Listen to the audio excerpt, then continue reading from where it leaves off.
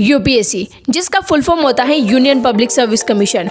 इसे क्लियर करने के लिए एस्पिरेंट काफी मेहनत करते हैं और मेहनत से उन्हें सक्सेस मिल भी जाती है। आज इसी यूपीएससी को लेकर आपके ऑलमोस्ट डाउट क्लियर हो जाएंगे, तो सभी बिगनर्स इस वीडियो को जरूर देखें। So without getting any further delay video start करते हैं।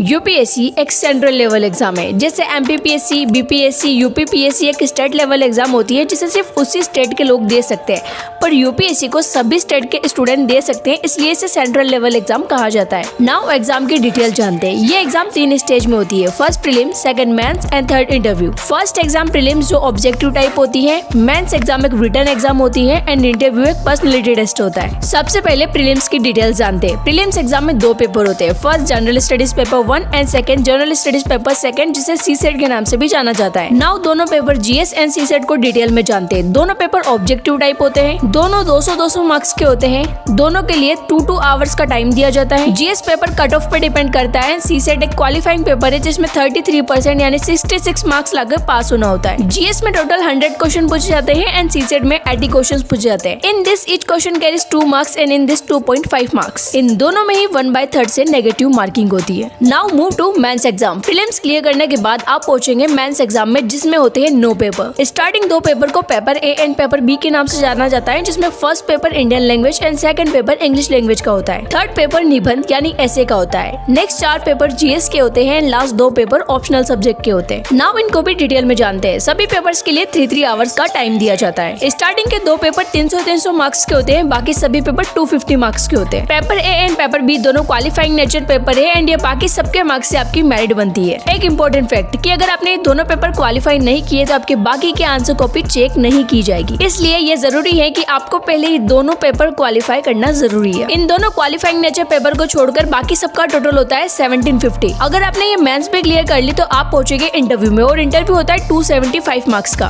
तो मेंस के रिटन के 1750 और इंटरव्यू के 275 दोनों मिलाकर हुए 2025। अब इन 2025 में से आपको जितने मार्क्स मिलेंगे उसके अकॉर्डिंग आपकी रैंक डिसाइड होगी एंड फिर आपको आपकी प्रेफरेंस के अकॉर्डिंग पोस्ट दी जाएगी आईएएस, आईपीएस या आईएफएस की। आपके और भी कोई डाउट हो तो आप कमेंट में बेशक पूछ सकते हैं, नेक्स्ट वीडियो में हम कवर कर लेंगे। सो कैसी लगे आपको वीडियो कमेंट में जरूर बताना। ऐसी और वैल्यूएबल इन्फॉर्मेशन के लिए आप इस चैनल से जुड़ सकते हैं। जय हिंद।